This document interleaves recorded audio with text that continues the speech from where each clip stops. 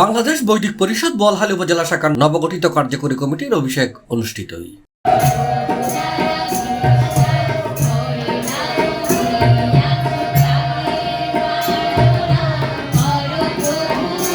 অক্টোবরের 7 তারিখ শুক্রবার সকালে উপজেলার শাকপুর আদর্শ উচ্চ বিদ্যালয় হলরুমত হীরক রক্ষিতুর সভাপতিত্বে অনুষ্ঠানের উদ্বোধক আছিল বৈদিক কেন্দ্রীয় কমিটির সভাপতি নারায়ণ চন্দ্র মজুমদার।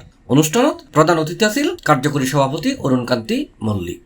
মদ ব্যবসায়ী মদ খেয়ে মাতাল হলে তার মদের ব্যবসাটা চলবে না। মদ ব্যবসায়ী বলল মদ খেয়ে মাতাল হতে পারে না।